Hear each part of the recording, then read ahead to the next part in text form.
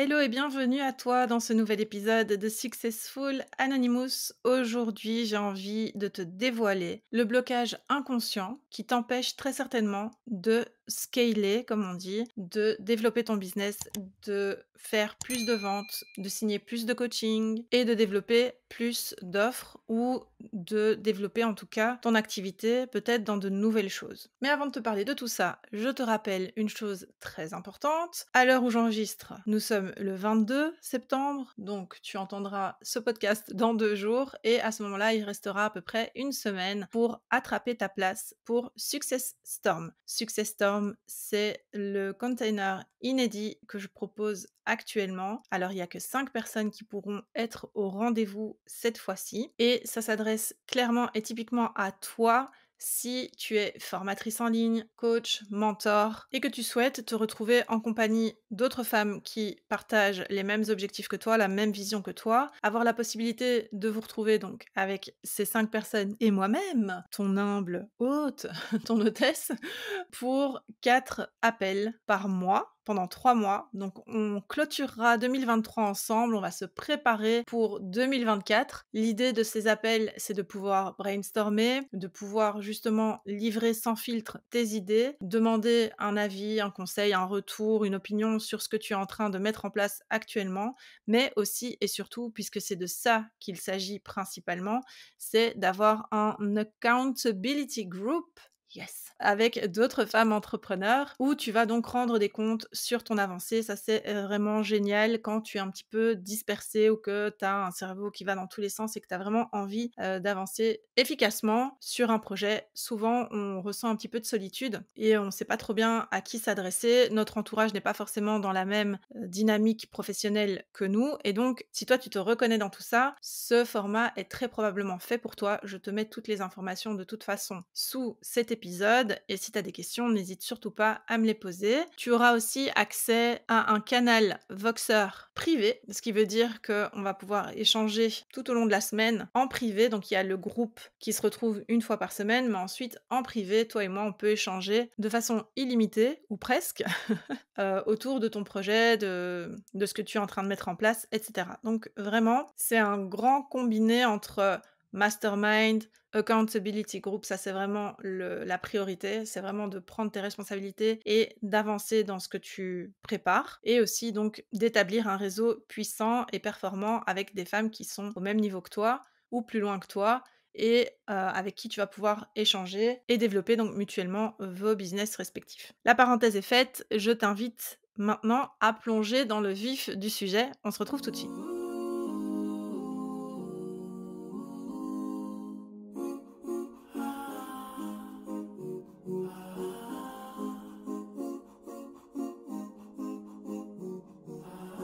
Aujourd'hui, j'ai envie de te parler d'un blocage inconscient. C'est vraiment important de souligner ce mot-là, le fait que ce soit inconscient, parce que quand tu développes ton business, quand tu essayes de mettre de nouvelles choses en place, ou quand tu veux tout simplement avoir plus de clientes sur une offre qui existe déjà, il est possible que tu te retrouves confronté à un espèce de blocage, un néant et tu ne comprends pas d'où ça vient. Tu ne comprends pas pourquoi tu ne signes pas tes clientes, tu ne comprends pas pourquoi on ne prend pas plus ta formation. Et au-delà de toutes les stratégies qui existent, comme la mise en place d'un tunnel de vente, le fait que tu doives en parler dans ta communication au quotidien, parce que si tu n'en parles pas, on ne peut pas savoir que tu as quelque chose à proposer, etc. On va dire que tu coches toutes ces cases. Donc on est vraiment au-delà de ça, on est dans l'inconscient. Tu as l'impression que tu as tout fait, et pourtant, ça coince, ça bloque, et aujourd'hui, je vais te révéler pourquoi. Grand suspense. Non seulement je vais te révéler pourquoi, mais surtout, je vais te dire comment faire pour court-circuiter ce blocage, cette pensée terrassante, j'ai envie de dire, puisqu'elle peut vraiment faire beaucoup de dégâts. Alors, la légende dit que les entrepreneurs ne doivent pas avoir peur. Suis-moi, tu vas comprendre tout de suite où je veux en venir. Les entrepreneurs ne doivent pas avoir peur parce que si tu as peur, c'est que y a probablement un truc qui tourne pas rond pour toi. On en a déjà parlé, notamment la semaine dernière. C'est en tout cas ce qu'on essaye de nous faire croire. Donc, une entrepreneur normale ou qui réussit ou une bonne entrepreneur en tout cas,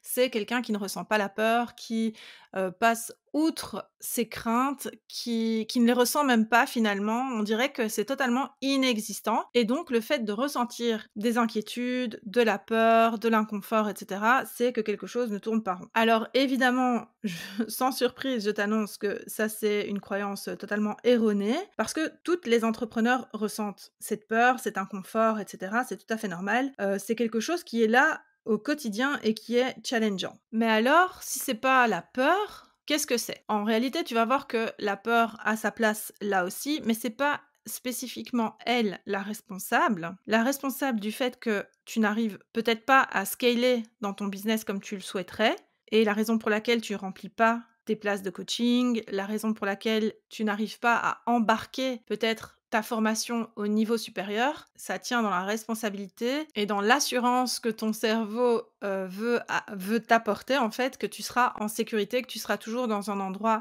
safe. Et c'est ce qui fait que souvent, avant de lancer une offre, avant donc de lancer ta nouvelle formation, avant de proposer tes places en coaching, avant de faire quoi que ce soit, pas d'inhabituel, mais peut-être d'inconfortable, en fait, ton cerveau va se braquer, va venir te raconter des histoires, en fait, et ce sont ces histoires-là qu'il va falloir aller déconstruire et au niveau desquelles il va falloir raconter, toi, une autre histoire à ton cerveau pour le rassurer et lui dire qu'il a rien compris. C'est pas qu'il a rien compris, mais en tout cas, on a autre chose, il y a une autre réalité que celle que lui veut t'imposer qui existe. Comme d'habitude, on part un petit peu dans tous les sens, mais je vais te structurer tout ça dans un instant. Est-ce que tu as déjà remarqué quand ton syndrome de l'imposteur débarque? Ton syndrome de l'imposteur, il va débarquer quand tu fais quelque chose, comme je te le disais à l'instant, d'inhabituel, qui te sort de ta place bien confortable et qui va te demander de faire peut-être un effort particulier, en tout cas d'aller au-delà des choses que tu as l'habitude de faire. Quand tu as le syndrome de l'imposteur qui arrive, ton cerveau commence à te raconter les fameuses histoires du style: «Et si en faisant cette action, on se rendait compte que j'étais un imposteur? Et si en proposant cette offre, le monde entier allait s'apercevoir qu'en fait, j'ai pas les capacités, les compétences nécessaires ou requises pour faire ça. Non, mais en fait, j'ai pas fait de grandes études, j'ai pas un diplôme pour telle et telle chose. Pour qui je me suis prise, moi, pour proposer ce format? À quel moment est-ce que moi j'ai cru que j'allais pouvoir faire ceci, cela? T'as vu une telle, avant de sortir ce format que moi je compte proposer, elle avait déjà 20 000 abonnés. Elle a suivi 5 coachings, ou elle a fait ceci, ou elle a fait cela. En fait, c'est totalement fou parce que ton cerveau te sort une ribambelle d'arguments totalement fous et sortis de nulle part, en tout cas sortis de leur contexte, ça c'est certain, pour t'empêcher d'y aller. Et tu peux arriver à des réflexions, donc avec toi-même, du style: là, je vais proposer mon offre, mais, et donc ça c'est inconsciemment que ça se passe, j'espère de tout cœur que cette offre n'aboutira pas, ou je vais trouver un moyen de m'auto-saboter dans le lancement de cette offre, parce que, au final, je me sentirai beaucoup plus en sécurité sans nouvelle cliente, sans nouvelle offre à promouvoir, sans nouvelle offre à mettre en place, sans avoir de nouveaux appels à effectuer avec de nouvelles personnes, etc., etc. Donc, pourvu que cette offre ne fonctionne pas. Et comme ça, en plus, derrière, je pourrais me donner raison puisque j'aurais foiré totalement ma mission. Je ne serais pas venue à bout de cet objectif et je pourrais donc me convaincre que, en effet, je suis nulle et je ne suis pas du tout faite pour ça. Je suis obligée de soupirer parce que c'est incroyable de pouvoir se dire tant de choses si peu constructives et c'est fou comme on peut être dur avec soi-même alors que la réalité est tout autre. Donc, quand cette peur prend le dessus, quand tu commences à avoir ces raisonnements, etc. D'ailleurs, j'aimerais beaucoup savoir si toi aussi tu as déjà ressenti ce genre de choses, si toi, ces remarques et ces réflexions font écho, si ce sont des choses auxquelles tu es confronté au quotidien et comment tu fais? Est-ce que tu passes outre? Est-ce que tu étouffes tout ça? Tu fermes les yeux, tu tournes la tête, tu essayes de pas écouter et tu avances coûte que coûte? Mais ça, c'est assez violent normalement, enfin, c'est assez, douloureux de faire ça. Ou est-ce que tu as une technique ou est-ce que tu es totalement largué par rapport à ça et il y a aucun souci pour ça. Mais donc du coup, si tu es dans ce cas de figure et même dans les autres cas de figure, ce que je vais te dire maintenant, ça va t'intéresser puisque là, on a réussi à identifier la chose, on a réussi à comprendre que toutes ces pensées harcelantes, elles sont liées directement au syndrome de l'imposteur et à une certaine insécurité. Cette partie d'identification, c'est la plus importante. Donc qu'est-ce qu'on fait quand on a identifié le problème? Ça va être important vraiment de normaliser ces pensées-là. Se dire que c'est tout à fait normal. En fait, il y a pas de souci au fait de penser ça. C'est pas grave, mon cerveau fonctionne comme ça, il veut me protéger, ça marche pour moi, ça me dérange pas en fait. Mais directement après la phase de normalisation, ça va être important de te dire que personne n'a toutes les réponses. Personne n'a le chemin tout tracé pour avancer directement comme un boulet de canon vers son objectif et miser direct en plein dans le mille. Peu importe les stratégies, peu importe les hacks, peu importe tout ça, il y a personne en fait qui est à l'abri de ces pensées-là. Donc tu n'es pas seul là-dedans, c'est tout à fait normal. On en revient à la normalisation, mais c'est important de te dire aussi que non, même cet, entrepreneur qui a 20 000 cas, tu sais, que tu avais en tête quand tu t'es, laissé broyer par toutes ces idées négatives, eh bien, même toutes ces personnes à qui tu te compares, elles sont en proie aussi à ces doutes finalement et à ces questions et cetera. Donc ça, c'est important. Autre chose qui est hyper importante, si tu es un être spirituel, si tu es croyante, ne te dis pas que ces pensées-là sont le fruit divin ou sont le signe divin qui t'avertit qu'il ne faut pas y aller. Dieu, il veut te voir réussir et il veut te voir t'épanouir dans ce que tu aimes, dans ce qui te fait vibrer, dans ce qui servira le monde et les femmes à qui tu veux rendre service et à qui tu veux être utile en fait. Tous ces doutes, etc., c'est pas un signe pour te dire d'arrêter. Tous ces doutes, etc., c'est ton cerveau qui veut te protéger. Sa fonction à ce moment-là, c'est de t'empêcher d'avoir peur, d'avoir mal, de te casser la figure, etc., de prendre des risques. Mais toute chose est risquée dans la vie. Chaque chose que tu veux atteindre, il y a un risque. C'est absolument pour tout. Même quand tu vas faire tes courses, en fait, il y a un risque. Ça peut être plusieurs risques, en fait. Il y a un risque qu'il t'arrive quelque chose sur le chemin. Il y a un risque que la chose que tu vas acheter ne soit plus en rayon. Enfin, il y a un risque pour tout. Il y a un risque que les prix aient augmenté. Il y a toutes sortes de risques. Mais ici, ton cerveau, lui, il veut juste t'empêcher d'être en insécurité. Et même si l'échec, c'est quelque chose de difficile à affronter, ton cerveau préfère que tu sois en situation d'échec, mais en situation non inconfortable, parce que cette situation d'échec, ou en tout cas cette situation qui ne te sort pas de ton confort à ce moment-là, eh bien, elle vaut toujours mieux pour lui qu'une situation un petit peu périlleuse, avec des risques, avec des craintes, des peurs, etc. Donc ça, c'est vraiment un élément ultra important. Donc ça, c'est les 3 étapes, si tu veux, à bien conscientiser quand tu as identifié que ça y est, là, c'est panic attack qui arrive.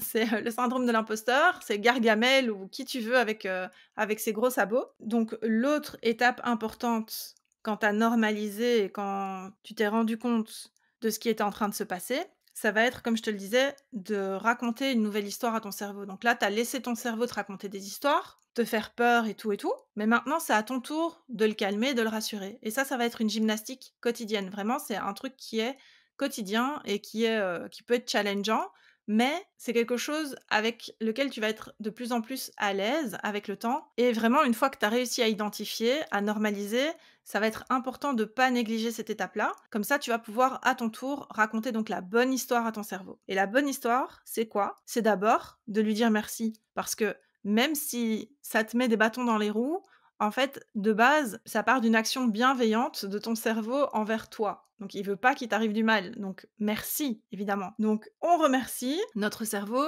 en le laissant s'exprimer. Donc, ok, ok, ok. Et très concrètement, en fait, ça se passe juste en laissant les idées venir. Les idées négatives, on les laisse venir dans notre tête.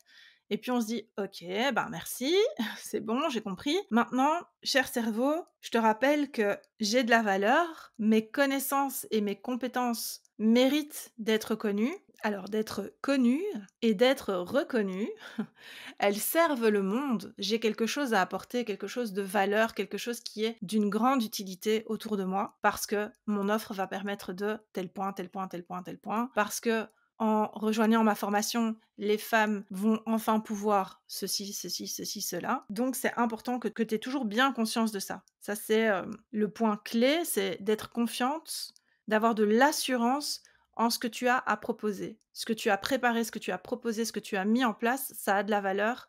Tu as les compétences qu'il faut pour les proposer et pour les offrir au monde et le monde a besoin justement de ta vision et de tes outils, de tout ce que tu as en toi, de tes compétences, de tes connaissances, de ta personnalité, de tout en fait. Donc en te racontant cette histoire-là, en te raisonnant réellement, parce que c'est de ça qu'il s'agit, donc en reprenant le contrôle de tes pensées et de tes émotions à ce moment précis, tu vas réussir à déconstruire toutes les idées que tu auras laissées venir à toi. Et c'est pour ça que c'est important d'écouter d'abord toutes ces idées-là, de laisser vraiment le flux des pensées arriver à toi. Parce que si tu les ignores, si tu tournes la tête, si tu bouches les oreilles, tu sais, là, j'écoute rien, je continue à parler, je ne t'écoute pas. Si tu fais ça, tu vas pas pouvoir déconstruire les idées en question et elles vont continuer à te harceler. Et tu vas voir qu'au fil du temps, ça va être un exercice de plus en plus facile pour toi et de plus en plus spontané et naturel. Si bien que, au final, tu vas avoir toute l'assurance nécessaire pour le faire sans même t'en rendre compte, sans que ça te demande un effort. Voilà pour aujourd'hui. C'est vraiment de ça que je voulais te parler parce que c'est un blocage qui est inconscient et qu'il faut vraiment fournir l'effort pour aller mettre le doigt dessus, l'identifier, le normaliser et ensuite raconter une nouvelle histoire pour pouvoir finalement upgrader ton business, le scaler, l'amener à un autre niveau, celui que tu veux, celui que tu vois, celui que tu désires atteindre. C'est tout pour moi, j'espère que cet épisode t'a été bénéfique. On se retrouve sur Instagram, on se retrouve sur YouTube. N'hésite pas à me donner ton avis, n'hésite pas à me dire surtout quand tu as écouté l'épisode. Ça me fait toujours plaisir d'avoir des retours, de savoir ce que t'en as pensé, etc. Donc vraiment, n'hésite pas, je serais ravie de pouvoir en parler avec toi. Sur ce, prends bien soin de toi et je te dis très certainement à la semaine prochaine.